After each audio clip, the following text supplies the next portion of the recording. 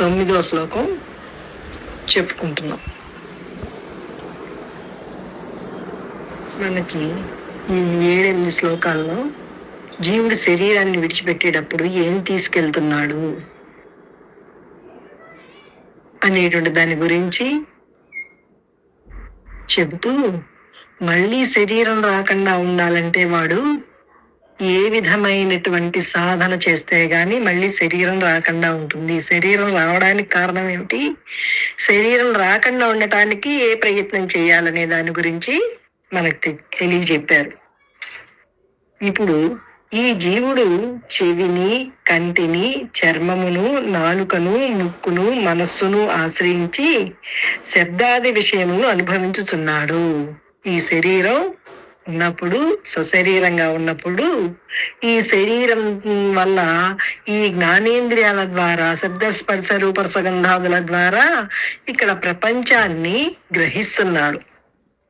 అంటే ప్రపంచాన్ని నమ్మి దాని యందు ఏదో ఒక రకమైన అభిప్రాయం కలిగి అది వాసనగా నమ్మకంగా ఏర్పరచుకొని వాసనగా తయారు చేసుకొని జన్మకు కారణమైనదిగా తయారు చేసుకుంటున్నాడు అనమాట.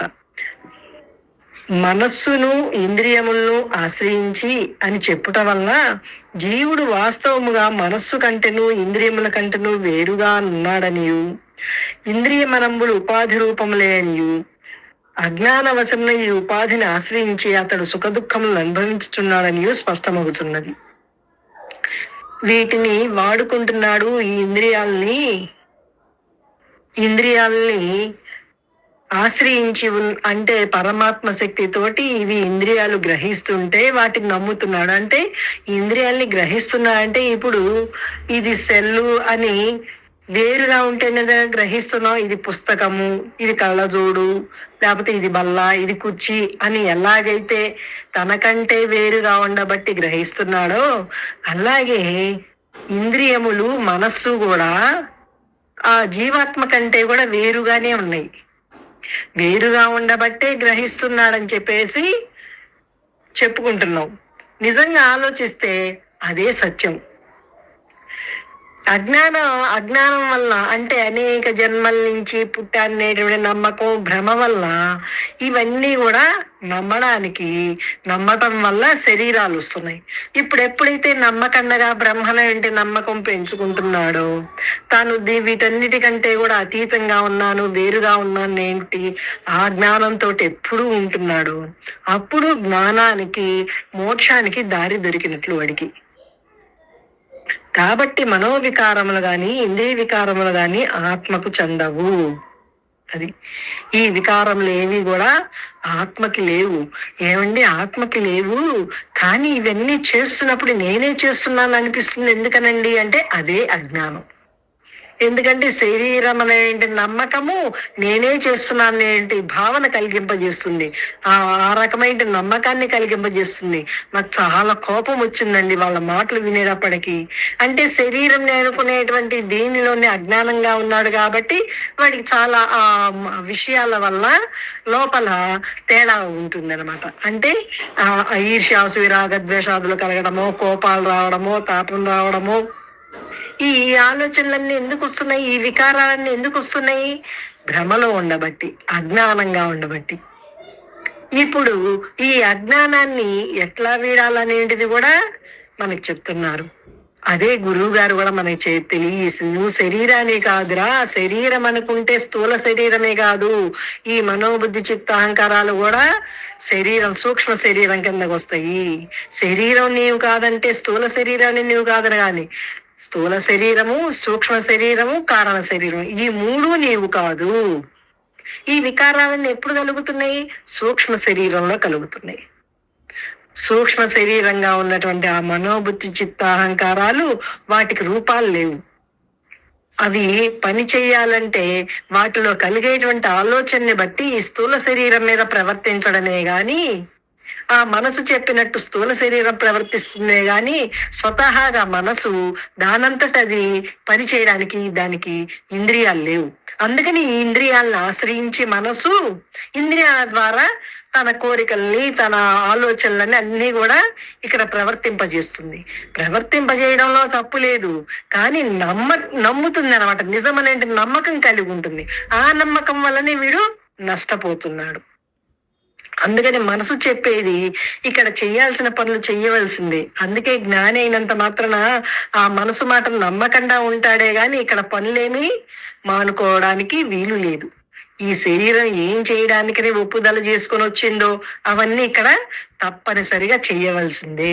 కష్టం అనుకున్నా చేయవలసిందే, ఇష్టం ఉన్నా చేయవలసిందే, ఇష్టం లేకపోయినా చేయవలసిందే. దాని కథలో అదంతా కూడా ప్రింట్ అయిపోయింది. అందుకని ఈ చేసేదేదో ఇష్టాలతోటి కాకుండా అపనమ్మకంగా చేసినట్లయితే, నేను బ్రహ్మనంటే జ్ఞానంగా ఉండి వాడు చేసినట్లయితే ఆ కర్మ వాడికి అంటదు.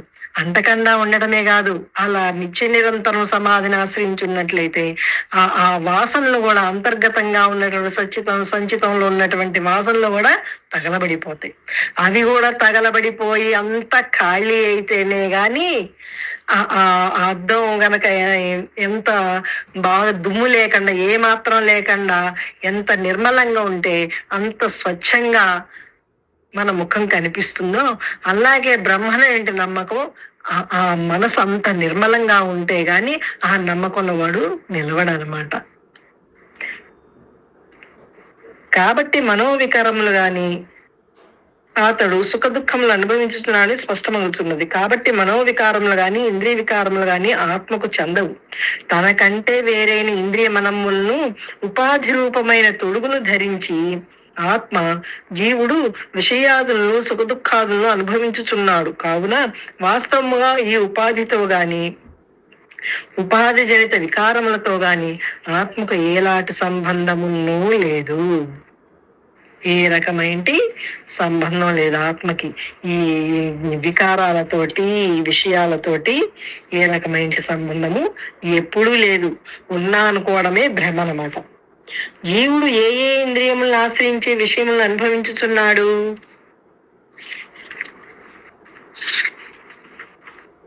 చెవి, కన్ను, చర్మము, నాలుక, ముక్కు అను పంచ జ్ఞానేంద్రియములను మనస్సును ఆశ్రయించి విషయములను అనుభవించుచున్నాడు. ఈ 6 ఇంద్రియాల్ని ఆశ్రయించి జీవుడు, అందుకే జీవుడు అనేటువంటి ఆ పదం ఎందుకు వచ్చిందంటే వీటన్నిటిని ఆశ్రయించి విషయాల్లోకి వెళ్ళిపోతున్నాడు, నమ్ముతున్నాడు కాబట్టి జీవుడు అనేటువంటి మాట అక్కడ చెప్పబడుతున్నమాట. అందుకే ఎప్పుడండి జీవుడు ఎప్పుడు వస్తాడండి, ఎప్పుడు వెళ్తాడండి అంటే ఆగంతుకుడు చూసే చూపు ద్వారా లోపలికి వెళ్ళిపోతాడో, వినే శబ్దం ద్వారా లోపలికి వెళ్ళిపోతాడో, లేకపోతే రసనేంద్రియం ద్వారా, లేకపోతే ఘ్రాణేంద్రియం ద్వారా, ఏ ఇంద్రియం ద్వారా లోపలికి వెళ్ళిపోతాడో మనం చెప్పలేం. అందుకే ఆగంతకుడు అన్నారు. స్పర్శ ద్వారా వెళ్ళిపోతాడు. ఈ రకమైనది ఈ 6 ఇంద్రియాల ద్వారానే ఈ విషయాలనేటివి లోపలికి చేరిపోతున్నాయి. అంతరేంద్రియాలు అవి. కన్ను, ముక్కు, చెవి ఉండటం వల్లనే కాదు, ఆ ఇంద్రియాల ద్వారా లోపలికి విషయాల్ని గ్రహిస్తున్నాడు. అందుకే దాన్ని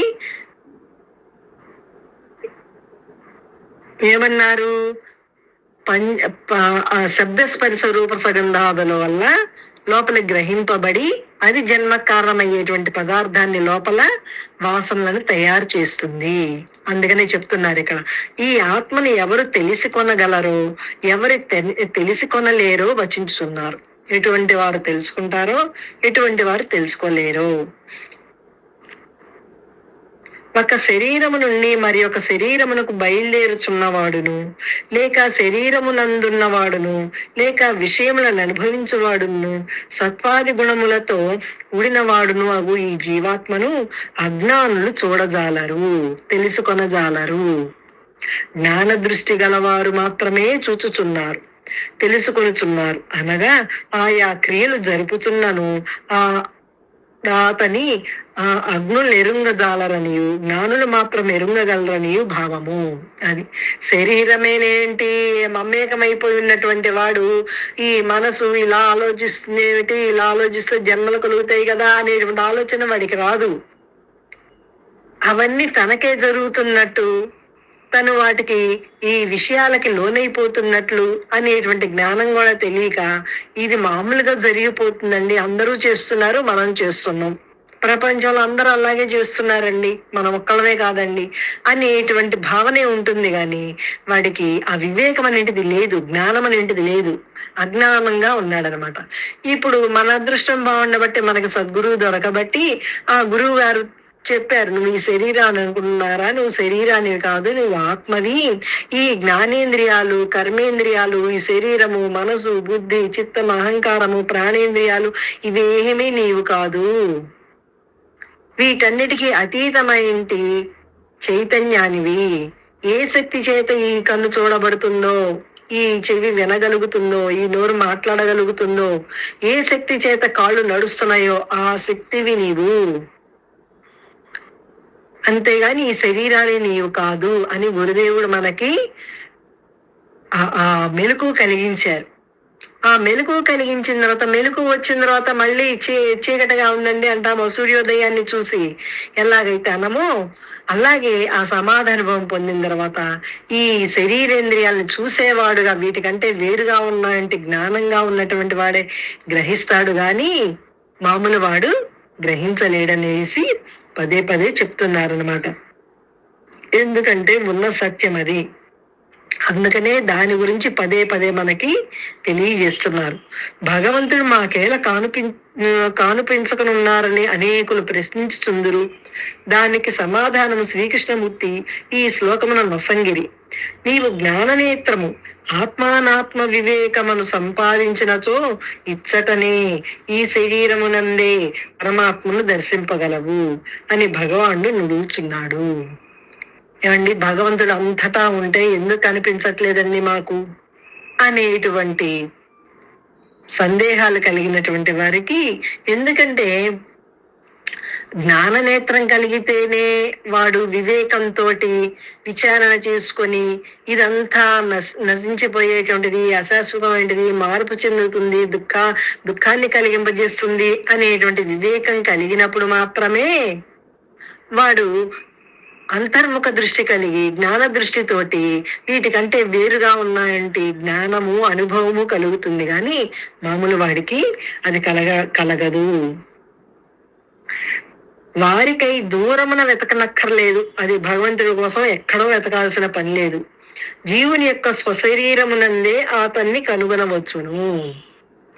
జీవుని యొక్క అంటే ఈ దృష్టి బయటగా ఉన్నటువంటి దృష్టిని లోపలికి ఎప్పుడైతే మలుచుకుంటున్నాడో అప్పుడు వాడికి తెలియబడే విధంగానే ఉంది.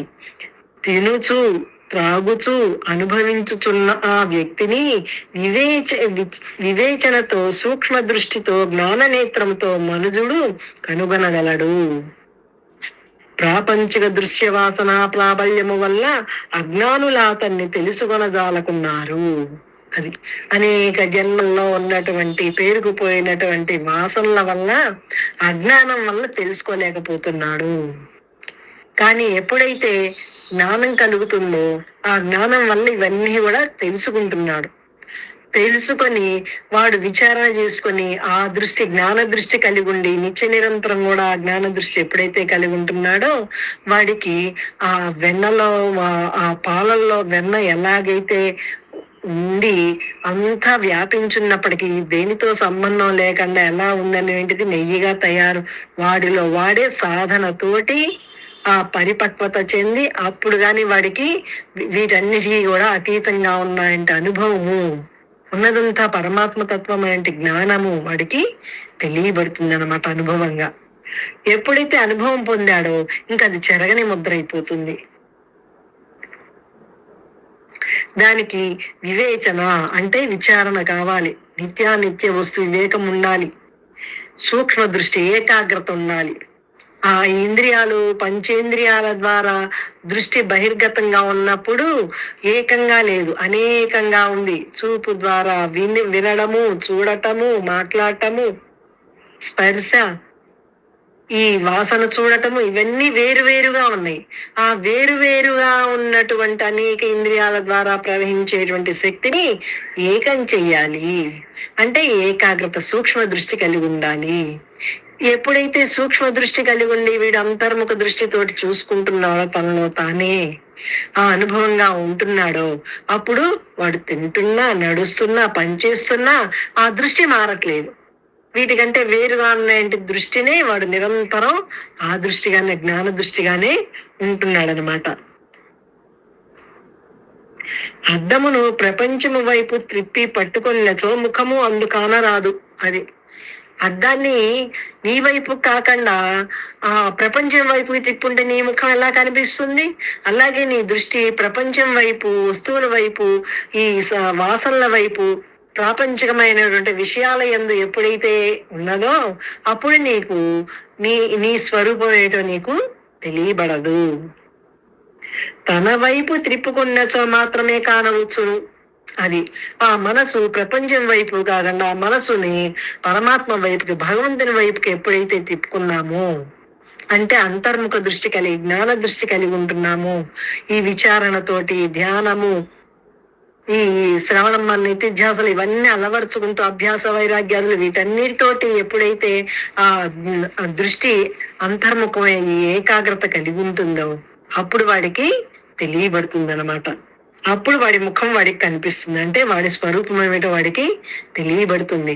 లేకపోతే ప్రపంచంలో ఎన్ని తెలుసుకున్నా వాడెవడో వాడు తెలుసుకోకపోయినట్లయితే అవన్నీ తెలిసినా తెలియని వాడి కిందకే వస్తాడనమాట. ఎందుకంటే అవన్నీ తెలుసుకోవడం వల్ల వీడికి శాంతి లేదు. తానెవరో తాను తెలుసుకోవడం వల్లనే శాంతి ఉంది. వీటన్నిటికంటే వేరుగా ఉన్నాను, వీటికి విలక్షణంగా ఉన్నాను, వీటికి అన్నిటికీ అతీతంగా ఉన్నానంటే జ్ఞానం కలిగినప్పుడు ఏ దుఃఖము లేదు. వీటితో మమేకమైనప్పుడు ఎప్పుడు దుఃఖమే వాడికి. పుట్టిన దగ్గర నుంచి వచ్చేదాకా దుఃఖమే. పుట్టడము దుఃఖమే, చావడము దుఃఖమే, ఇంకా పునరపి జనం పునరపి మరణం అని చక్రంలో తిరుగుతూనే ఉంటాడు వీటిని నమ్మినంత కాలం.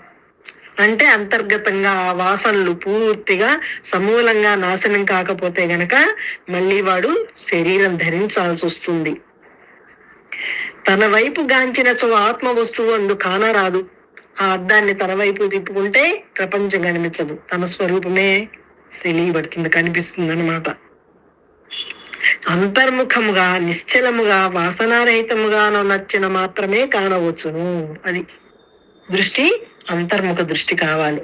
అంతర్ముఖ దృష్టి అయ్యి అక్కడ నిశ్చలంగా, అంటే మనసు ఇక్కడ జరిగేటువంటి వాటికి దేనికి కదలనటువంటి స్థితిగా ఉండాలి. అంటే ఏ వికారాలు లేనటువంటి నిర్వికార స్థితి, వాసనారహితంగా. వికారం కలకపోవడమే కాదు, అంతర్గతంగా ఏ వాసనలు లేకుండా ఎప్పుడైతే ఉంటున్నాడో అప్పుడు వాడికి తన స్వరూపం, నిష్టలో తన స్వరూపం అంటే మోక్షం అనేంటి జ్ఞానంగా కలిగి ఉంటాడనమాట. ఆత్మానాత్మ వివేకము కలవానికి ఆత్మ దర్శనము లేక భగవద్ దర్శనము అగుచుండును. ఇచ్చట భగవద్ దర్శనం అనగా భగవద్ అనుభూతి అని అర్థము. అది దర్శనం అంటే ఏదో బయట ఒక వస్తువుని చూసేటట్లు చూడటం కాదు, దర్శించడం కాదు, అనుభూతి చెందటము. అనుభూతి, ఆత్మానుభూతి ఎప్పుడు కలిగి ఉంటాడనమాట. ఉత్క్రమణం అని చెప్పుటచే ఆత్మ జీవ రూపమును ఈ శరీరమందే తినుచు త్రాగుచు మరి ఒక శరీరమును పొందుతున్నదని తెలియచున్నది.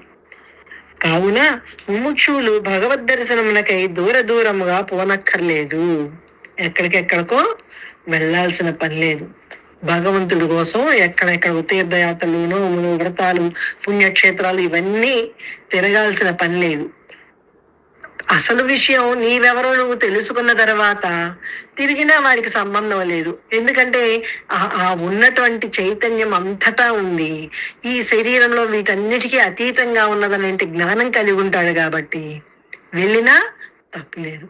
అంటే ఇవన్నీ చేయడం వల్ల వాడు నమ్మితే గనక నష్టపోతున్నాడు. నేనే చేస్తున్నానండి, ఇవన్నీ ఎన్ని తీర్థయాత్రలు చేశాను, ఎన్ని పుణ్య కార్యక్రమాలు చేశాను, ఎన్ని దాన ధర్మాలు చేశాను, ఇవన్నీ ఎన్ని చేసినా సరే నాకు శాంతి లేదండి అంటున్నాడు. ఎందుకని? నేను చేస్తున్నా అంటే అహంకారంతో చేస్తున్నాడు వాడు.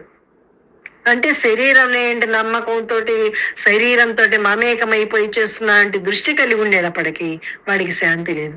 ఎందుకంటే శరీరం అనుకున్నంత కాలం వాడికి పునరపి జననం పునరపి మరణమే. ఏ క్రిమికీటగాదులుగా వస్తాడో తెలియదు, ఏ పశుపక్షాదులుగా వస్తాడో తెలియదు, మానవ జన్మ వస్తుందన్న గ్యారంటీ లేదు, ఏ చెట్టు గుట్టగా వస్తాడో తెలియదు.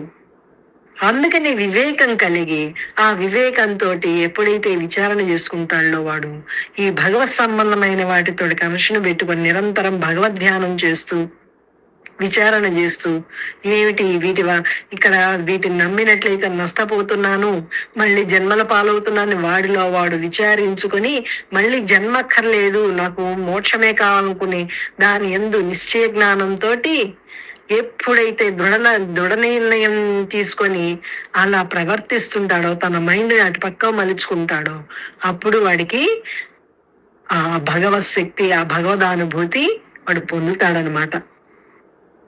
జ్ఞాననేత్రముచే మహనీయుల ఆ ఆత్మను తప్పక చూడగలుగుతున్నారని ఇచ్చట చెప్పుట వల్ల జీవితమునందు ప్రతి మానవుని యొక్క ప్రథమ కర్తవ్యము అవివేకమును పోగొట్టుకొని విషయ విరక్తి కలిగి మనస్సును బయటకు పరిగెత్తనీయకుండా చేసి జ్ఞాన విచారణ ద్వారా, హృదయ పరిశోధన ద్వారా లోనగల ఆత్మ నెరుగుటయే ఎగును. అది మానవ జన్మ వచ్చిన అప్పుడు మానవుని యొక్క కర్తవ్యం ఏమిటి? పశుపక్షాదులాగా తినడం, కనడం, వండుకోవటం, పెట్టుకోవడం, సంపాదించుకోవడం ఇదే కాదు. పశుపక్షాదులు కూడా ఆహారాన్ని స్వీకరించడానికి ఎంతో ప్రయాణం చేస్తున్నాయి. ఓ చోట నుంచి ఇంకో చోటకి వెళ్ళి ఆహారాన్ని స్వీకరిస్తున్నాయి. అలాగే మానవుడు కూడా అలా చేసినట్లయితే మానవుడికి పశుపక్షాదులకి తేడా ఏముందండి? అందుకని మానవ జన్మ వచ్చినందుకు మానవ జన్మ సార్థకం చేసుకోవాలంటే వాడు వివేకం కలిగి ఉండాలి. బయటకు పరిగెత్తేటువంటి మనసుని అంతర్ముఖం చేసుకోవాలి.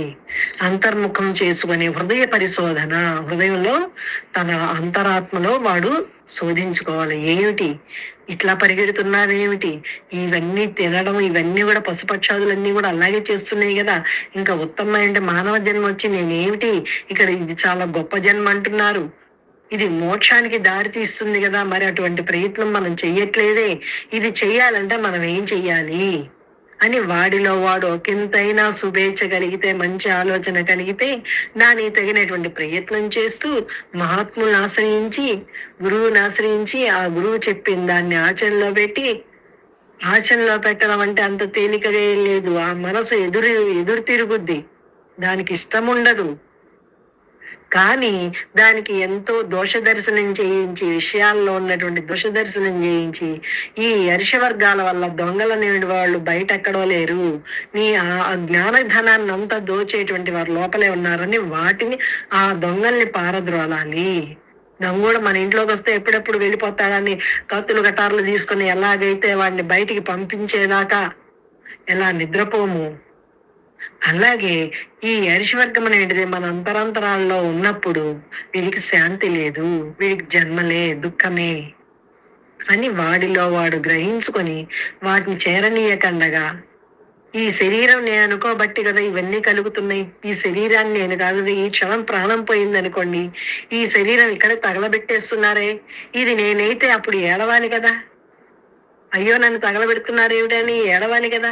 కానీ ఆ స్పృహం లేకుండా ఒక జడ పదార్థం, ఒక కట్టె గనక ఎలా కాలిపోతుందో ఈ శరీరం కూడా అలాగే కాలిపోతుంది, అక్కడ తగలబడేస్తున్నారు కదా, ఇది నేను ఎలా అవుతాను అని వాడిలో వాడు విచారణ చేసుకుంటే వాడికి అన్ని తెలియబడే విధంగానే ఉన్నాయి. ఇది ఏ ఒక్కడికో ఎవరికో కాదు, ప్రతి ఒక్కరికి, ప్రయత్నం చేసిన ప్రతి ఒక్కరికి తెలియబడే విధంగానే ఉంది. అలా ప్రయత్నం చేస్తే గాని ఆత్మని అనుభూతి చెందలేడు. అసందిగ్ధముగా చెప్పివేయబడినందువల్ల జ్ఞాననేత్రం సంపాదించుటయే తరువాయి భగవద్ దర్శనం జీవులకు లభించే తీరునని స్పష్టమవుతున్నది. అది జ్ఞాననేత్రం, వివేకంతో జ్ఞాననేత్రం అలవర్చుకోవడమే వీడికి ఆ అభ్యాసం కావాలి. కానీ అది అభ్యాసం చేసుకున్నట్లయితే ఆ మనసుని గమనిస్తూ మనసు విషయాల్లోకి వెళ్ళకండగా ఇదంతా కూడా అబద్ధము, అనిత్యము, అశాశ్వతము, క్షణికమై ఉంటుంది, అనేది వాడిలో వాడు ఎప్పుడు గ్రహించుకొని ఆ మనసుకు చెప్తూ ఆ మనసు విషయాల్లో ఎందు ఆసక్తి లేకుండా ఉండే విధంగా దోష దర్శనం చేయిస్తూ ఉంటాము. ఆ మనసు అంతర్ముఖంగా ప్రయాణం చేస్తుంది. దేనికంటే అది విషయాల వైపుకి వెళ్ళినప్పుడు శత్రువుగా ఉంది. ఎప్పుడైతే ఇవన్నీ విచారణ చేయించి విజ్ఞానం ఈ భగవత్ సంబంధం ఏంటి దానికి అలవాటు చేశామో, నిత్య నిరంతరం కూడా ఆ భగవంతునితో ముడిపెట్టుకుని ప్రతి ఒక్కటి కూడా ఏ విషయం వచ్చినా భగవంతునితో ముడిపెట్టుకుని ఎప్పుడైతే ఇదంతా కూడా పరమాత్మ ఏంటి జ్ఞానాన్ని వాడు ఏకతాటి మీదకి తెచ్చుకుంటున్నాడో, ఆ భగవద్ శక్తి అనేటి తాటి మీదకి తెచ్చుకుంటున్నాడో, అప్పుడు మనసు మంచి స్నేహితురాలు అవుతుంది. మంచి స్నేహం వల్ల వాడు ఎలాగైతే హాయిగా ఉంటాడో, ఆ మనసు ఎప్పుడైతే సుముఖంగా ఉందో, వీటి విషయాల వైపుకి వెళ్ళకుండగా ఆత్మ సంబంధమైంటివే ఆత్మతో ఎప్పుడు ఆత్మ దృష్టి కలిగి ఉంటుందో, ఆత్మ దృష్టి కూడా కాదు, ఆత్మతో లయమైపోయి ఉంటుందో అదే సమాధానం. సమాధిలో ఎప్పుడు నిరంతరం ఉంటున్నప్పుడు వాడికి జన్మరాహిత్యమే, అదే మోక్షము. అది ఏ ఒక్కరికో కాదు, జ్ఞాన నేత్రం లభించిన ప్రతి ఒక్కడు కూడా దాన్ని పొందగలరు అని చెప్పేసి చెప్తున్నారు అనమాట. అటు జ్ఞాన నేత్రం లేచో జీవితము నిరర్ధకమే కాగలదు. అటువంటి జ్ఞాన నేత్రం లేకపోయినట్లయితే వీడికి ఈ మానవ జీవితం వచ్చి కూడా వ్యర్థమే అవుతుంది. ఆ పశువులు పక్షులు గనక ఎలాగైతే పుట్టి చస్తున్నాయో, వీడికి కూడా సార్థకం కాలేదు జన్మ. ఎందుకంటే వీడి ప్రయత్నం భగవంతుని వైపుకి లేదు. భగవంతుని వైపుకి చేసుకుంటూ ఉంటే వాడు ఈ సాధన చేసుకుంటూ ఒకవేళ శరీరం పడిపోయినా, పూర్తిగా మోక్షం అనేది పొందకపోయినప్పటికీ మళ్ళీ వచ్చే జన్మలో మళ్ళీ దాన్ని కంటిన్యూషన్ చేసుకుంటాడు. మామూలు విద్యలో ఈ జన్మలో వీడు డాక్టరేట్ తీసుకొని ఆ డాక్టర్ చదువు కంప్లీట్ చేసుకొని శరీరం పడిపోయింది అనుకోండి, మళ్ళీ వచ్చే జన్మలో వాడికి డాక్టర్ సీట్ ఇవ్వడు. డాక్టర్ అయ్యాక ఉద్యోగం చేసుకో అంటారు, చెప్పరు. కానీ ఇక్కడ అలా కాదు. ఈ ఆత్మ విద్య రాజ విద్య. ఇది అన్నిట్లో విద్యల్లోకెల్లా గొప్ప విద్య. చావు పుట్టుకలు లేనటువంటి విద్య ఇది. ఆది అంతాలు లేనటువంటి విద్య ఇది. చాలా రహస్యమైనటువంటి విద్య ఇది. అందరిలో ఉన్నటువంటి ఆ విద్య అది. ఇది బయట నేర్చుకునే విద్య కాదు, బయట తెలుసుకోవాలి. బయట మహాత్ముల బోధల వల్ల, వివేచన వల్ల తెలుసుకొని ఇక్కడ ఉన్నటువంటి వస్తు సంజాతం అంతా కూడా, ప్రపంచం అంతా కూడా ఎట్లా ఉందో విచారణ చేసుకొని, ఎప్పుడైతే విచారణ చేసుకుని ఉంటాడో అప్పుడు ఆత్మ విద్యను వాడు పొందుతున్నట్టు అనమాట. ఆ ఆత్మ విద్య వల్లనే వాడికి జన్మ సార్థకత కాగలదు. ఆత్మని ఎవరు చూడగలరు? ఎవరు చూడలేరు? జ్ఞాన నేత్రము గల వారు చూడగలరు. అది లేని వారు అనగా అజ్ఞానులు చూడలేరు. జ్ఞాన నేత్రం అనగా ఆత్మానాత్మ వివేకము. ఏది ఆత్మ, ఏది అనాత్మ. అనుక్షణం కూడా మనసును గమనిస్తుండడం అంటే ఏమిటి? మనసు విషయాల వైపుకి వెళ్తుంది అనుకోండి, ఇది అనాత్మ కదా, ఇది అనిత్యమైనది కదా, ఇది జన్మల పాలు చేస్తుంది కదా. ఈ జన్మల పాలు చేసేటువంటి దాని వైపుకి వెళ్ళినట్లయితే మళ్ళీ దుఃఖమే, మళ్ళీ జన్మ దుఃఖం, జరా దుఃఖం, వ్యాధి దుఃఖం, నిరంతరం దుఃఖమే. ఈ దుఃఖం పొందకుండా ఉండాలంటే, మోక్షం పొంది హాయిగా ప్రశాంతంగా పరమశాంతిగా ఉండాలంటే ఈ వివేకంతో ఆ మనసుని విషయాల వైపు కాకుండా ఈ ఆత్మ విచారణ వైపుకే వీడు మళ్ళించుకోవాలి. ప్రయత్నపూర్వకంగా, చాలా ప్రయత్నం, తీవ్ర ప్రయత్నం చేయాలి. మామూలు ప్రయత్నం చాలదు. ఎందుకంటే మనసు అనేక జన్మల నుంచి విషయాలతోటి గట్టిపడిపోయింది, దృఢపడిపోయింది. బాగా బండలాగా తయారైనటువంటి దాన్ని ఆ గడ్డ పలుగుతోటి ఎలాగైతే ఎన్ని దెబ్బలు కొడితే బద్దలవుద్దో, అలాగే వీడు దృఢ వివేకంతో, వైరాగ్యంతో ఆ మానసికంగా ఉన్నటువంటి అజ్ఞానం, బండగా ఉన్నటువంటి అజ్ఞానాన్ని వీడు బద్దలు కొట్టాలి. దానికి వివేకము వైరాగ్యం. ఆ వివేక వైరాగ్యాలతోటే వీడు జ్ఞాన దృష్టితోటి అలవర్చుకొని ఎప్పుడైతే చేస్తుంటాడో అప్పుడు వాడిలో ఉన్నటువంటి ఆ బండ బద్దలైపోయి ఉన్నదంతా బ్రహ్మము తప్ప రెండోది లేదనే సత్యాన్ని వాడు అనుభవంగా అనుభూతి చెందుతాడు. ఇది ఏ ఒక్కరికో కాదు, ప్రయత్నం చేసిన ప్రతి ఒక్కరికి కూడా ప్రాప్తమవుతుంది. చిత్తశుద్ధి లేని వారు ప్రయత్నం సలిపినప్పటికీ ఆత్మను చూడజాలరని చెప్పుచున్నారు. అది చిత్తశుద్ధి లేకుండా ఊరికే పైనగా మాటలు చెప్పేసి ఆ మనసు నిర్మలం కాకపోయినట్లయితే వాడికి ఆత్మను చూడజాలరు, అనుభూతి చెందలేరని చెప్పేసి చెప్తున్నారనమాట. ప్రయత్నము చేయుచున్న యోగులు తమ యందున్నట్టు ఈ ఆత్మను చూచుచున్నారు, అనుభూతమనర్చుకొనుచున్నారు. అట్లు ప్రయత్నము చేయుచున్న వారైనను చిత్తశుద్ధి లేని అవివేకులు ఈ ఆత్మను చూడజాలకున్నారు. అనేకులు భగవత్ ప్రాప్తికై యత్నించుచున్నప్పటికీ అందులో కొందరు సఫలురగుటకు కొందరు విఫలురగుటకు కారణమేమియో ఇతడు తెలుపబడుచున్నది. అది అందుకే చాలా మంది ప్రయత్నం చేస్తున్నప్పటికీ కానీ ఆ ప్రయత్నం సఫలీకృతం అయ్యేది మాత్రం కొందరికి అని చెప్పేసి, ఎందుకని వాడిలో ఉన్నటువంటి అజ్ఞానం పూర్తిగా పోవట్లేదన్నమాట. పూర్తిగా పోకపోయేటప్పటికీ ఆ అజ్ఞానం పూర్తిగా పోకపోతే ఆత్మ సాక్షాత్కారం కలగదు కదండి. అందుకే కొందరు విఫలం అవుతున్నారు. చిత్తశుద్ధి కలిగి యత్నించువారు నిరంతరం భగవత్ చింతన చెయ్యాలి. అందుకే తత్కథనం, తచ్చింతనం, అన్యోన్య సంభాషణం అని ఎప్పుడు భగవత్ సంబంధమైన వాటిని గ్రహిస్తున్నట్లయితే వాటి ఎందే దృష్టి నిలుపుకుంటే గాని చిత్తశుద్ధి కలగదు.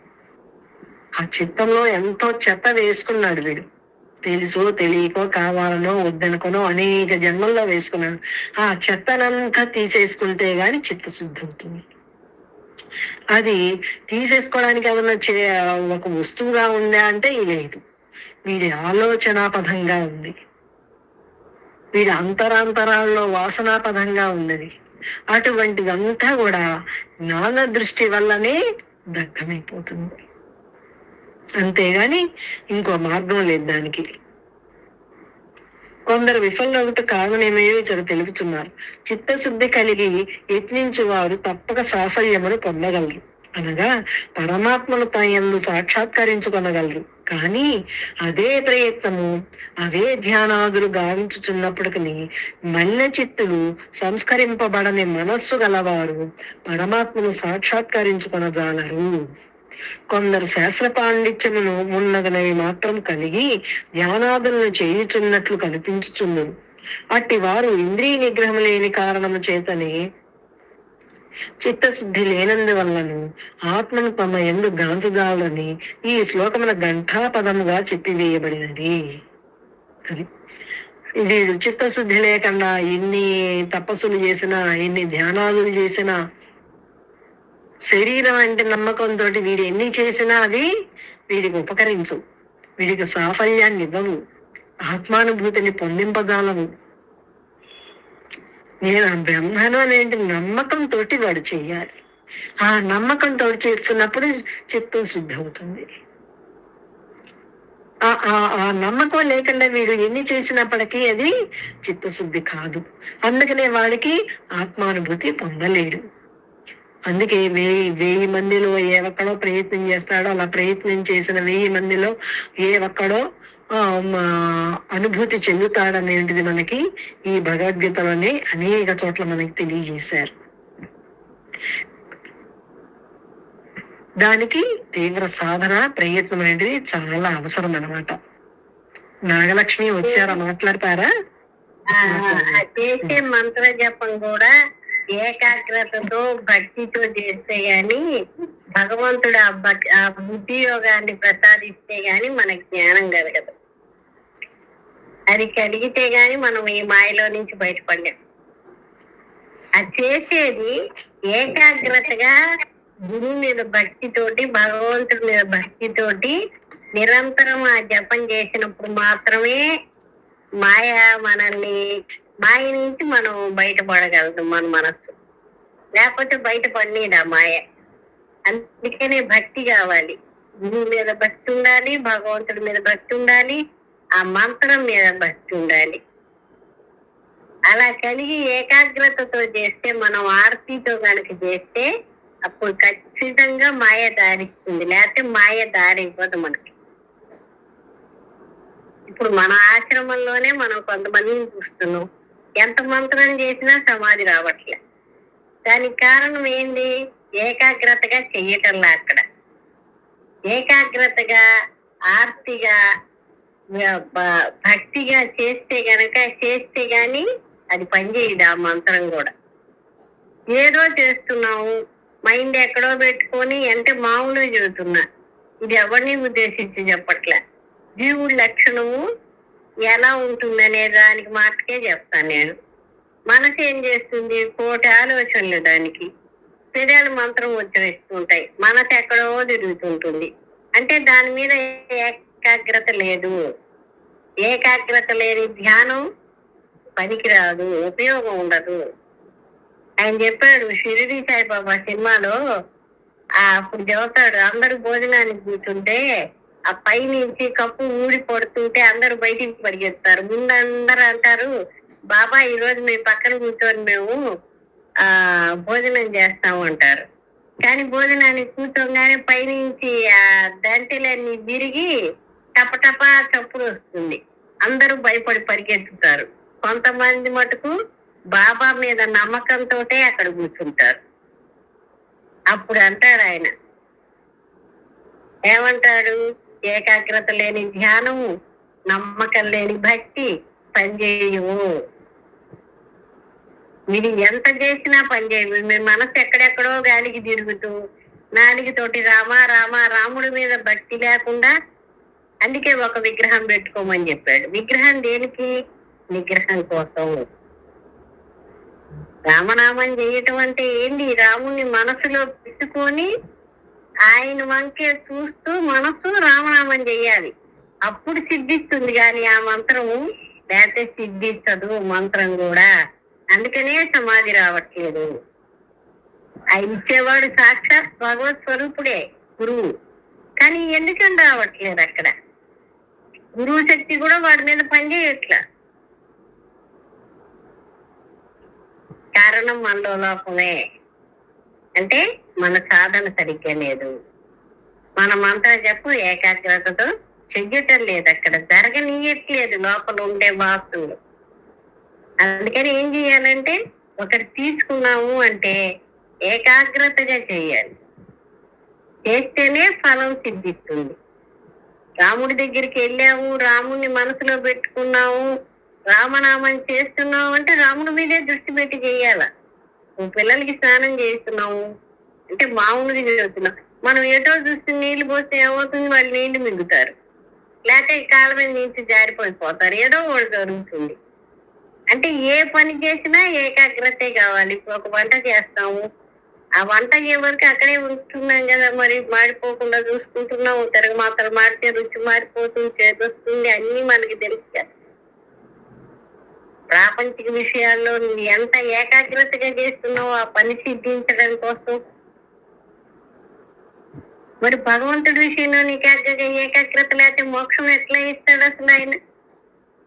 ఆయన మీద భక్తి, శ్రద్ధ, ఆయన భక్త స్వరూపుడు. అసలు ఆయన భక్తికి తప్ప దేనికి లొంగడు ఆయన. ఈ ప్రపంచంలో భగవంతుడిని లొంగ తీసుకునే మార్గం ఇవేవి కాదు.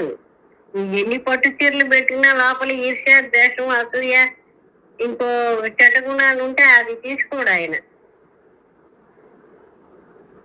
నువ్వు స్వచ్ఛమైన మనస్సు, శుద్ధమైన మనస్సుతోటి ఒక కాటన్ చీర పెట్టినా సరే అమ్మవారు అది కట్టుకొని తిరుగుతూ మనకు కనిపిస్తుంది. మరి అంటే అక్కడ కావాల్సింది ఏంటి?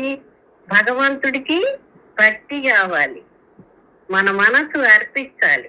మన మనసు ఎట్లా ఉండాలి? శుద్ధంగా ఉండాలి. అప్పుడే ఆ మంత్రం తొందరగా పైకి వస్తుంది. అది చేసేవాడు మోక్షం పొందాలంటే, ఇప్పుడు నేను మనసు ఎక్కడో పెట్టి రాముడి మీద లేకుండా రామమంత్రం చేసే ఉపయోగం ఏంటండి? కొన్ని జన్మలు పట్టాల్సి వస్తుంది, ఆ మంత్రం సిద్ధించదన్నారు. అదే రాముడి మీద మనసు పెట్టి ఒక్కొక్క నామం చేస్తే నోరు ఎంత స్వీట్ గా ఉంటుంది రామనామం చేసేటప్పుడు. అసలు భగవంతుడిలో తప్ప ఈ ప్రపంచ వస్తువుల్లో ఆనందం ఉందా? నేను పడాడు త్యాగయ్య. ఇది చాలా సుఖమా, రాముని సన్నిధి సుఖమా అని పడాడు. మరి వాళ్ళందరూ మనకి ఆదర్శమే కదా, మహాత్ములందరూ వాళ్ళ అక్క తరిచిన వాళ్ళేగా, భక్తితో తరిచిన వాళ్ళేగా. రామదాస్ అంటే, త్యాగయ్య అంటే, పోతన్ అంటే, కబీర్ దాస్ అంటే. మరి ఆ కబీర్ దాస్ ఏందండి మంత్రం? ఆయన అసలు ఆ గురువు అట్లా వస్తే మరి ఆయన దగ్గర డైరెక్ట్ గా తీసుకోలే. ఆ గురువు తెల్లవారు స్నానానికి నదికి వస్తుంటే ఆయన ఇస్తాడో ఇవ్వడో అని చెప్పారు ఎవరు. ఆయన గురువు ఈయనే, రామానుజులే. మరి ఆ కాళ్ళ కింద అడ్డం పడుతుంటే మెట్ల దగ్గర ఎవరో తగిలితే రామా అన్నాడంట ఆయన. ఆయన దగ్గర గురువు దగ్గర మంత్రం తీసుకోవాలి. ఆ రామా అన్నది తీసుకొని కబీర్ దాస్ అంత గొప్పవాడయ్యాడు. మరి మీరాబాయి అంతే, సత్తుబాయి అంతే, తుకారాం అంటే, వీళ్ళందరివి చదువుకున్నాం కదా. భక్తి లేని ఎట్లా నీకు ఎక్కడో పెట్టి ప్రపంచం అంతా నీలోనే పెట్టుకొని 1000 సార్లు మంత్రం అన్నా నీకెక్కడ ఫలితం వస్తున్నది? రావట్లేదు కదా. కనపడుతున్నదిగా, కంటికే కనపడుతున్నదిగా. అంటే ఏకాగ్రత లేదు, నమ్మకం లేదు అక్కడ లోపల. భగవంతుడిని ముందు నమ్మాలి, గురువుని నమ్మాలి నువ్వు. గురువు మీద నమ్మకమే నిన్ను ఎక్కడికైనా తీసుకెళ్తుంది. రేపు మోక్షాన్ని తీసుకెళ్లేది గురువు మీద నమ్మకమే. గురువు గారు ఏమన్నారు? నిన్నొక్క మాట అన్నారు నాతోటి, నువ్వు అలా నమ్మావు కాబట్టి నీకు ఇలాగే జరుగుతుంది అన్నారు. అంటే ఏంటి అక్కడ? నమ్మకం. గురువు అంటేనే విశ్వాసం, అంతే. ఇక గురువు గారు అంటే సాక్షాత్ భగవంతుడే. ఇక ఇంకో మాట లేదు అక్కడ అసలు. ఇంకో మాట వచ్చింది అంటే నువ్వు పతనం అవుతావు, అంతే. ఇక నువ్వు నిచ్చెన ఎక్కేవాడు కిందకి జారి పడ్డట్టే, గురువు మీద నీకు విశ్వాసం లేకపోతే. నువ్వు ఆధ్యాత్మిక మార్గంలో ముందుకు పోవాలంటే గురువు ఏం చెప్పాడో అదే చేయాలి.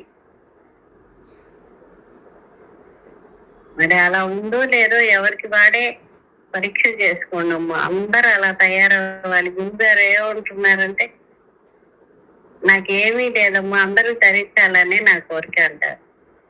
ఆ తరించాలంటే మరి ఇవన్నీ ఉండాలి. ఒక చెట్టు బాగా వృద్ధిలోకి రావాలంటే దానికి అన్ని అవసరం. ఏరు వేయాలి, చుట్టూ కంచె పెట్టాలి, నీళ్లు పోయాలి, చెడబట్టకుండా చూసుకోవాలి, మందులు వేయాలి, ఇన్ని చెయ్యాలి కదా.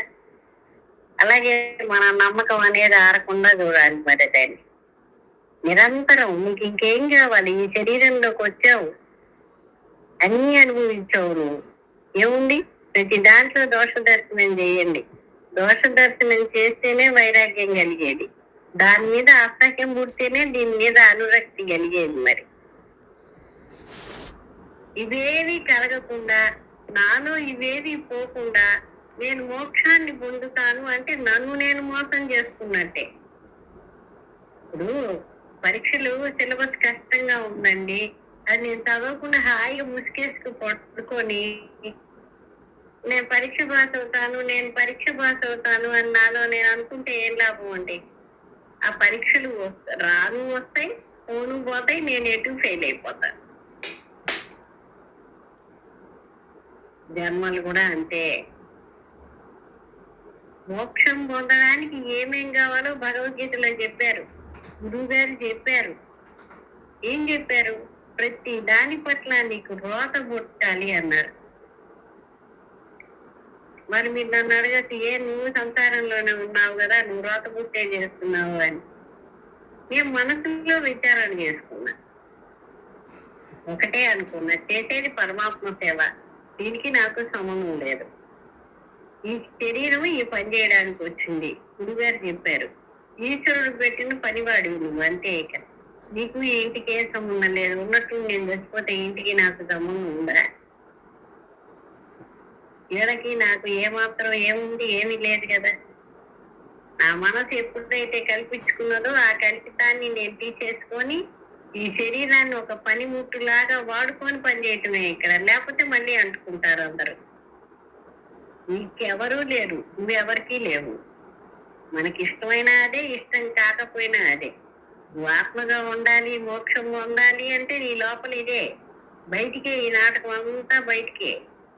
ఈ పాత్రధారులందరూ కూడా బయట ఉన్న వాళ్ళే. ఎవడి వల్ల నీకు ఏ విధమైన ఉపయోగం లేదు. రేపు పొద్దున్న నీ శరీరం పడిపోయేటప్పుడు వాళ్ళు ఎవరు నీ ఎంబడబడి వస్తున్నారా? మన కళ్ళ ముందే తెలుస్తున్నదిగా. ఎంతమంది చూస్తున్నావు రోజుకి. వాళ్ళు నా ఎంట రాదు, నేను వాళ్ళ ఎంట పోను. కానీ ఉన్నన్నాళ్ళు నీ మనసు కల్పించింది వీళ్ళందరినీ. ఇవన్నీ రుణానుబంధాలే. ఏ గత జన్మల్లో వాళ్ళకి నేను రుణము, వాళ్ళు నాకు రుణము, ఇవన్నీ తీరిపోతున్నాయి కాలం గడిచే కొద్ది. రుణం తీరిపోయిన మరుక్షణం ఎవరు ఉండటానికి లేదు ఇక్కడ భూమి మీద. ఒక్క సెకండ్ కూడా ఉండటానికి లేదు. ఇది ఇక్కడ ఉన్న మానవ సంబంధాలన్నీ. అది పైకి శరీరము పాత్ర ఇది అంతే. కాసేపు భార్య పాత్ర, కాసేపు కూతురు పాత్ర, మా అమ్మ వస్తే కూతురు పాత్ర, చెల్లెళ్ళు వస్తే అక్క పాత్ర, పిల్లలకి తల్లి పాత్ర. రోజుకి రోజుకి మారిపోతుంటాయి ఇవి కూడా. ఇదేది నిజం కాదు.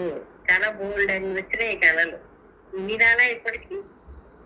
20 ఏళ్ల క్రితం ఎక్కడో అక్కడ మళ్ళీ ఆ పాత్ర కూడా పోషించి ఉంటాగా. ఏది వాళ్ళందరూ ఇప్పుడు నాడిపోతే నా శరీరం 30 వేలకి నాకు ఏముంది? అది ముందు మనసులో నువ్వు తేల్చుకొని పెట్టుకుంటే దీనికి నీకు సంబంధం లేదు. నువ్వుగా ఉండి ఈ పనులైనా చేయొచ్చు శరీరంతో. కానీ ఇప్పుడు అవే అమ్మ చెబుతారు, ఒకటి పక్కన లేడీ జాగ్రత్తకు ఏమి చేసినా ప్రమాదమే. ఆ ఒకటే అంటారు. ఒక్కడివే, నీకెవ్వరు లేరు, నువ్వే ఎవరికి లేవు.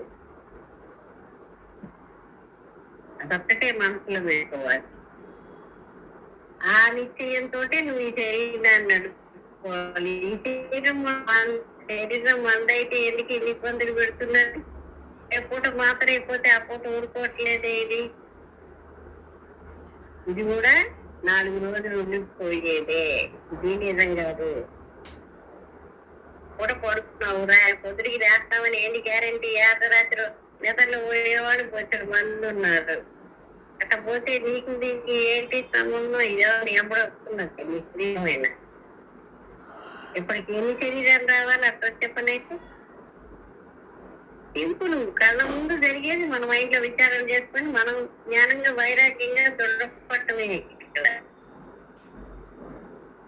ఎక్కడో లేదు జ్ఞానం, ఇక్కడే మన కళ్ళ ముందే. ఇప్పుడు మన ఇంట్లో మన పెద్దవాళ్ళు పోయినారు, వాళ్ళెప్పుడు మనం పోయాము లేదుగా.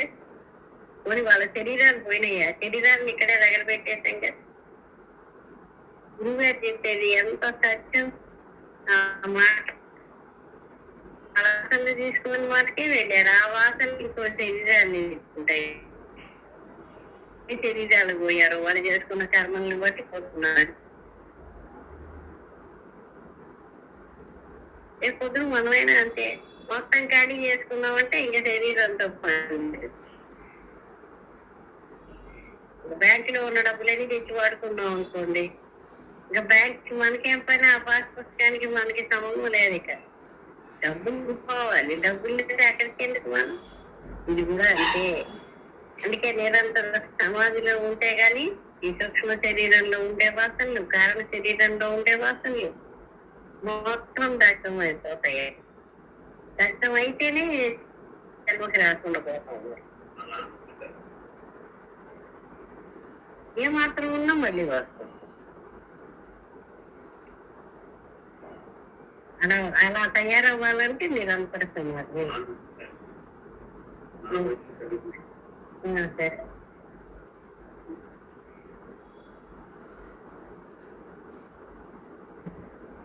సమాధిలో లేనిది జరగదు. సమాధిలో ఉండాలి. సమాధి వచ్చేటట్టు ప్రతి ఒక్కరు ప్రయత్నం చేయాలి. అసలు జ్ఞానం లోపలికి దిగదు సమాధి రాంది. వింటున్నప్పుడు బాగుంటుంది, ఎందుకంటే దీని మీద ఆసక్తి ఉంది కాబట్టి. కానీ సమాధిలో ఉంటే కానీ అనుభవంలోకి రాదు. ఎందుకంటే దీని మీద ఆసక్తి ఉంది కాబట్టి బాగుంటుంది విన్నంతసేపు. అందుకని నిరంతరం మంత్రం చేసుకుంటూ లోపల చిత్తశుద్ధి, అది ఏకాగ్రతగా చేయండి, భక్తిగా చేయండి, గురువు మీద నమ్మకంతో చేయండి.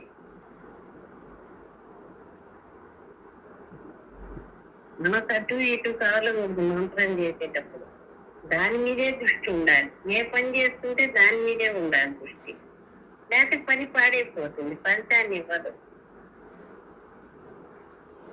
ఆ ఏకాగ్రతే జ్ఞానం అంటే, ఇంకోటి కాదు. అలా చేయనప్పుడు ఫలితం ఇవ్వదు, లేట్ అయిపోతారు.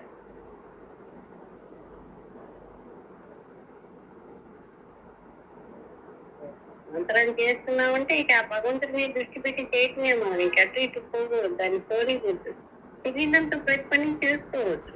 కొన్నాళ్ళు అలా అభ్యాసం అయితే శరీరమే చేసుకుంటూ పోతుంది.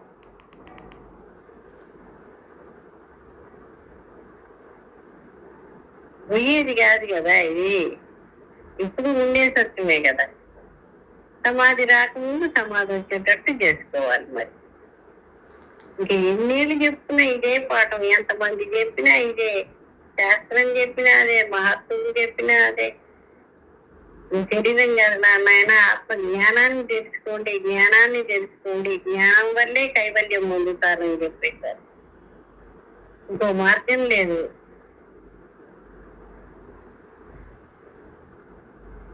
నువ్వు బురదంతా పూసుకున్నావు, అనేక జన్మల నుంచి శరీరం నేననే నమ్మకం అనే బురద పూసుకున్నాము. ఆ బురదంతా కడుక్కుంటేనే. నువ్వు అర్థం మీద బాగా మట్టి పూసేసాము, బొమ్మ కనపడు అంటే కనపడుతుందా? అర్థం కడగాలి కదా, కడిగి తుడిస్తే కదా. బయట బాహ్యంగా మనం శుద్ధిగా పెట్టుకోవట్లే, ఇల్లు వాకిళ్ళు. ఎక్కడన్నా ఊరుకుంటున్నావా? లేచి బలం అప్పటికప్పుడు చెబుతున్నాం. ఎందుకు? బాగుండాలి, మళ్ళీ ఊరికి ఎక్కువైతే మన వల్ల కాదు అనుకుంటాం. ఇది కూడా అంతే. ఆ ఊరికి నలుగురు చూస్తారని మన శరీరానికి మనసుకి శుభ్రంగా ఉండాలని చేస్తున్నాం మనం, అది పోగొట్టుకుంటున్నాం. ఇది కూడా అంతే. మీ మనసులో ఉండే వాసననే మీ జన్మకు కారణం. అవే మురికి, అవే మల ఆవరణ విక్షేప దోషాలని చెప్పింది శాస్త్రం, చెప్పారు గురువులు చెప్పారు. అవి కడుక్కోండి. జన్మ కారణమైనవి ఏమున్నాయో అదే, వాటి వల్లే జన్మెత్తుతున్నారు. దేవుడి దగ్గరికి పోతున్నాం, మంచిదే. కానుకలు ఇస్తున్నాం, మంచిదే. కానీ దేవుడు చెప్పిన మార్గంలో నడిస్తేగా దేవుణ్ణి చేరగలిగేది. నా మనసు ఇంకో మార్గంలో నడుస్తూ గురువు దగ్గరికి వెళ్ళి ఏం లాభం? ఇప్పుడు గురువు గారి దగ్గరికి వెళ్ళాము, ఏదో మనకు దోచింది ఇచ్చాము, ఎవరి శక్తి కొలిదేవాడు. దాంతో ఇది కాదు కదా. గురువు చెప్పిన మార్గంలో నడిస్తే కదా నేను కూడా ఆమెలాగా ముక్తి పొందేది, మనం అందరం కూడా. అప్పుడు ఆ తల్లికి ఇక్కడి నుంచి నమస్కారం చేస్తున్నాం చాలు. ఆమె చెప్పిన మార్గంలో నడిస్తే ఎక్కడ శరీరం వదిలినా వాడికి మోక్షమే. అలా ప్రయత్నం చేసుకోండి. గురువు గారు ఏం చెప్పారు? కల్తీ తీసేసి ఈ సృష్టిని వాడుకోమన్నారు. అంటే ఏంటి? అరిషడ్ వర్గాలే జన్మ కారణం అని చెప్పారు. కామక్రోధ లోభ మోహ మదమాశ్చర్యాలే నీ జన్మ కారణం ఆయన అని చెప్పారు. అవి పోగొట్టుకోవాలంటే పోండి అంటే పోవు. జన్మల నుంచి మీ లోపల దాగున్నాయి, నా లోపల కూడా అవే ఉన్నాయి. కాస్త హెచ్చు తగ్గులుగా ఉండొచ్చు, కానీ అవే ఉంటాయి. మరి అవి పోతే గాని నాకు ఈశ్వరుల్లో నేను లయం అవడానికి లేదు. మరి నా మనసు ఆత్మ ఎప్పుడు ఆత్మగానే ఉంది. నా మనసే వాసనలతో ఉంది. ఆ వాసనలతో కూడిన మనసు పరిశుద్ధమైతేనే నాకు మోక్షం. ఈ మనసేగా జన్మ కారణం. ఈ మనసే మోక్షానికి కూడా ఇది. పెద్దవాళ్ళు చెప్పారు కదా, మన ఏవ మనుష్యానం కారణం బంధం మోక్షం అని చెప్పారు. ఈ మనసేరా నాయన బంధించిన అదే, బంధించకుండా ఉన్న అదే కారణం అని చెప్పారు. ఈ వాసన ఉండేసరికి జీవులు బంధిస్తున్నాయి.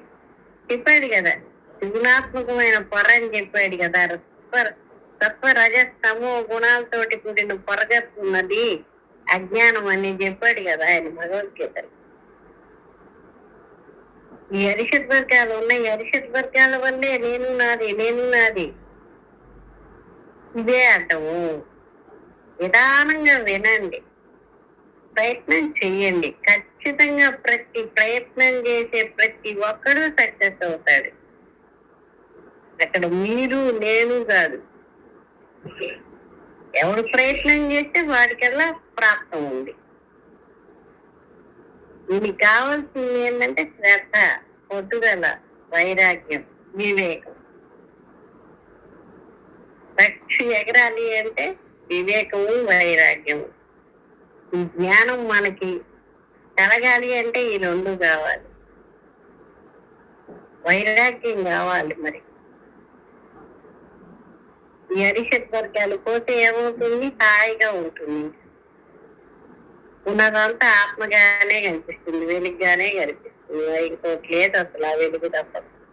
కానీ నీలో ఉండేటువంటి గుణాల వల్ల నీకు అవి అడ్డం పెట్టేస్తున్నది మనసు. నీకంతా తేడా తేడాగా కనిపిస్తున్నది. చక్కటి మంచి అర్థాలు పెట్టుకుంటే ఉన్నది ఉన్నట్టు కనిపిస్తుంది. అలాగే గురువు చెప్పినట్టు అనుభవంలోకి రావాలంటే నీ మనసు ముందు కూర్చోవాలి. ఏ రంగు అర్థాలు పెట్టుకుంటే ఆ రంగుగా కనిపిస్తుంది ప్రపంచం. అలాగే నీ మనసులో తేడా ఉన్నప్పుడు నీకు తేడాగానే కనిపిస్తున్నది. నీ మనసు స్వచ్ఛమైనప్పుడు స్వచ్ఛంగానే కనిపిస్తుంది. యద్భావం తద్భవతి. అందుకని నిరంతరం ఇప్పుడు ఈ జన్మలో మనం చెయ్యలేదు, ముక్తి పొందలేవు, ఇంకా జన్మలు పెరిగిపోతాయి. ప్రయత్నం చేస్తూ ఉన్నాం అనుకోండి, కొంతవరకన్నా నా ఇదైపోతాయి కదా.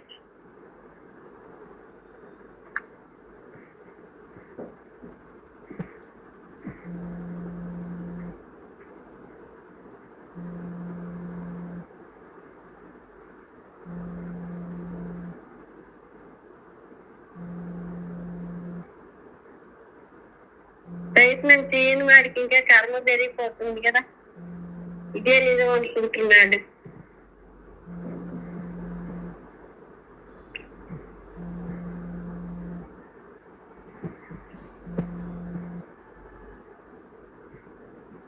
అందుకనే చెప్పారు, శ్రద్ధావాన్ లభతే జ్ఞానం అన్నారు. ఇప్పుడు శ్రద్ధతోటే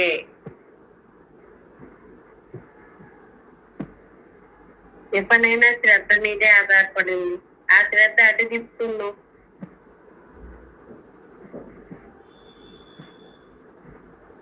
లేకపోతే ఇంకెన్ని జన్మలు ఎత్తుతామండి. మళ్ళీ పుట్టడం, మళ్ళీ చావటం, మళ్ళీ పెరగటం, మళ్ళీ మూసల్తనం రావటం, వ్యాధుల బారిన పట్టడం, మళ్ళీ నేను నాది అనుకోవడం. ఇవన్నీ గానివన్నీ నీవు అనుకుంటుంటివి, నావి గానివన్నీ నేను నావనుకుంటుంటే నేను. భగవంతుడిని తప్ప దేన్ని నమ్మినా దుఃఖము కర్మే ఉంది. ఇక్కడ ఇంకోటి లేదు.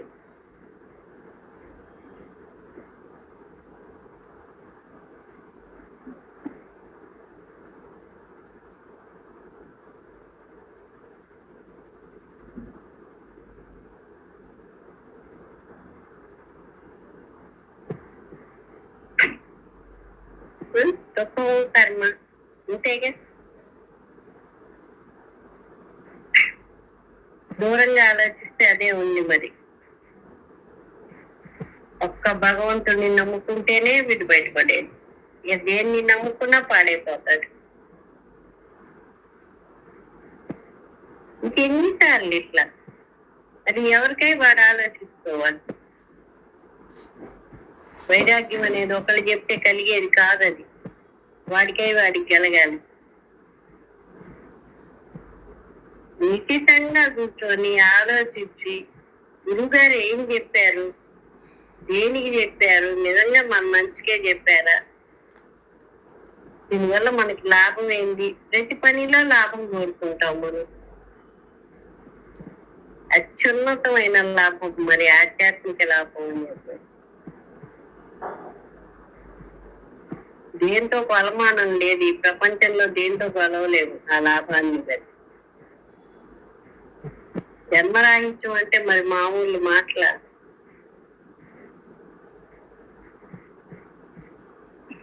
అట్లా అట్లాంటి స్థితిని పొందొచ్చే సాధన చేసుకుంటే. ఇక్కడ ఉండేవన్నీ ఏ క్షణాన ఎప్పుడు ఏ విధంగా ఎవరి మనసు ఎట్ట మారిపోతుందో తెలియదా ఈ ప్రేమలన్నీ. వీటిని నమ్ముకొని మనం ప్రయాణం చేస్తున్నాం.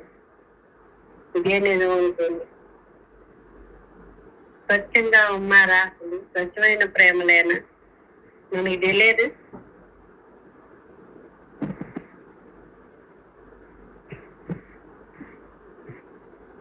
అందుకే ఎవరో చెప్పారు, నరుని నమ్మితే నాశనం, నారాయణని నమ్మితే లాభం అని చెప్పారు.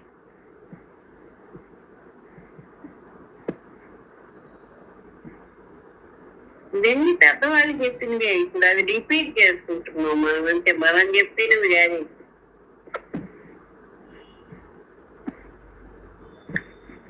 ఇంటికి కష్టాలు ఇంకా మనకి.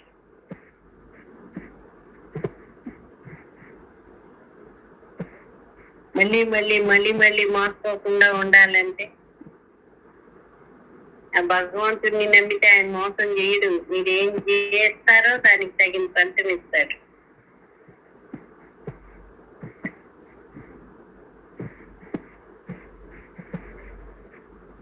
అట్లాని బయట ఉన్నది చెయ్యతా, చక్కగా చెయ్యండి. ఇది ఒక పాత్ర అంతే. నాటకాలు వేస్తుంటారు, ఎంత బాగా చేస్తారు. సినిమాలు చూస్తుంటాం మనం, ఉత్సాహంగా చూసేవాడు. నిజంగా వాడది కాదు, కాకపోయినా ఆ పాత్ర ఇచ్చినప్పుడు ఎంత చక్కగా చేసి ఆ సినిమాని హిట్ చేస్తున్నారు వాళ్ళు. అది నాటకం అని తెలుసుకొని, సినిమా అని తెలుసుకొని చేస్తున్నారు ఆ పాత్ర పోషణ. ఇది పాత్ర పోషణే. లేకపోతే ఒక మనిషి ఇన్ని వరుసలు అయ్యారా? ఒకటి కూతురు, ఒకటి భార్య, ఒకటి తల్లి, ఒకటికి అమ్మమ్మ, ఒకటి నాయనమ్మ, ఒకటి పిన్ని, ఒకటికి అమ్మ, ఇన్నయ్యారా? ఒకటి వదిన. మీరు ఆలోచించండి నిదానంగా కూర్చొని. ఒక మనిషి ఇన్ని అయ్యాము, ఇంకా ఎందుకు మనకి ఈ మోహంలో పట్టాలి? ఎందుకు? మాయ, ఇదంతా మాయే. బాగా నమ్మిస్తుంది, మన నదుగట్టుకు నేడుతుంది, అది ఎగిరిపోతుంది బూట్లోని. ఆ టైం రాగానే గురువు గారు చెప్పారు, బాగా నమ్మిస్తుంది బుద్ధి. చక్కన ఆ టైం రాగానే పక్షి ఎగిరిపోయినట్టు ఎగిరిపోతున్నాయి ఈ శరీరాల్లోని. కానీ ఊరికే పోతున్నాయా? ఈ కర్మలని మోసుకొని పోతున్నాయి అవి. దాన్ని బట్టి ఇంకో శరీరం అక్కడ. ఇక్కడ ఉండే రాగద్వేషాల తీవ్రతను బట్టి మళ్ళీ మనకి జన్మ నిర్ణయం చేస్తున్నాడు. మనం చేసే పాప పుణ్యాలని బట్టి, మనలో ఉండే వాసనలని, సంస్కారాలని బట్టి ఇంకో జన్మ నిర్ణయం చేస్తున్నాడు.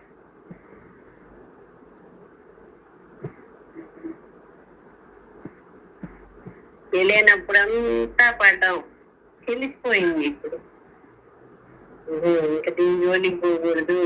నీకు ఏమో దొక్కిన ప్రమాదమే, కాల్చో దక్కిన ప్రమాదమే, చేత్తో దాకిన ప్రమాదమే, ఎక్కడ తగిలిన ప్రమాదమే. నిప్పి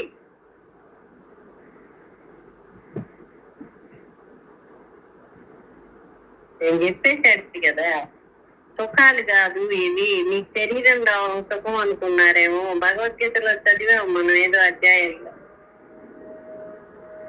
శరీరం రాకుండా చూసుకోవడమే సుఖం అని చెప్పాడు ఆయన.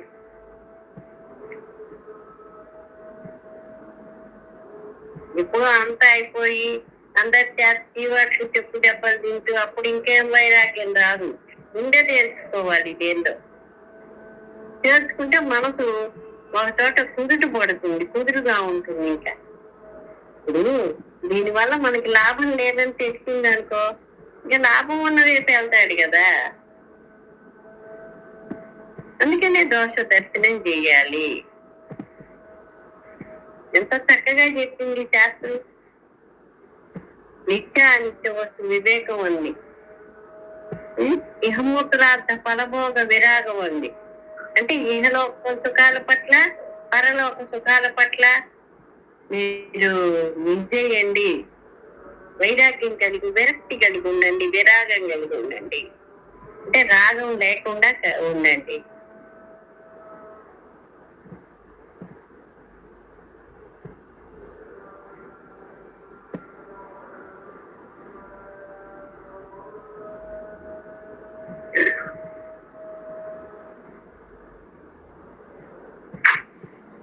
దీనివల్ల మీరు నష్టపోతున్నారు.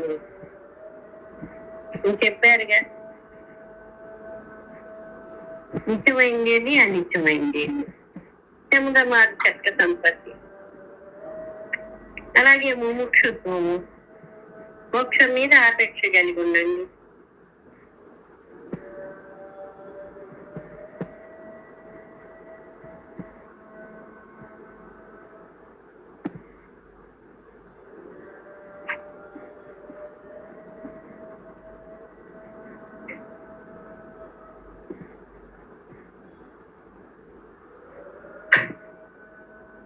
ఇవన్నీ గనక మనం ఫాలో అవ్వగలిగితే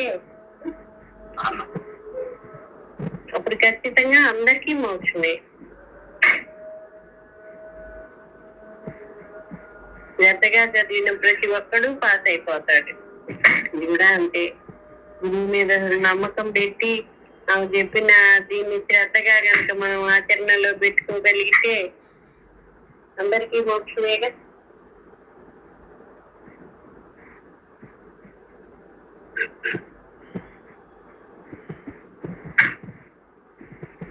అందుకే నిదానంగా నిశ్చితంగా పరిశీలించి గురువు గారు ఏం చెప్పారో మంత్ర జపం చేసుకొని అందరి మనసులు శుద్ధంగా చేసుకొని స్వచ్ఛంగా తయారయ్యి నిరంతరం ఆత్మస్థితిలో కనుక నిలబడి ఉంటే ఈ సూక్ష్మ శరీరం, కారణ శరీరం, ఈ వాసనలన్నీ క్షయమైపోతే అప్పుడు మనసు నాశనం అయిపోతే ఇక మనోనాశనం జరిగితే ఇంకుండేది మోక్షమే. వాడే జీవన్ముక్తుడు. జీవించి ఉండగానే ముక్తుడైపోయాడు వాడు.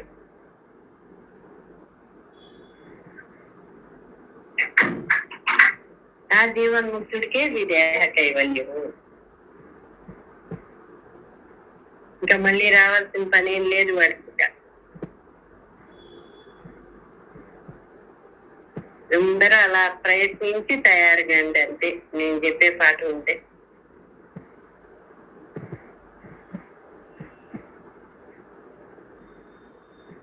సుభాష్ని ఇంకొందామండి వాళ్ళకి 1.5 గంట పైన అయింది. సరే, రేపు మాట్లాడుకుందాం. స్వస్తి చెప్పండి అన్న. లోకాన్ సమస్తా సుఖినో భవంతు.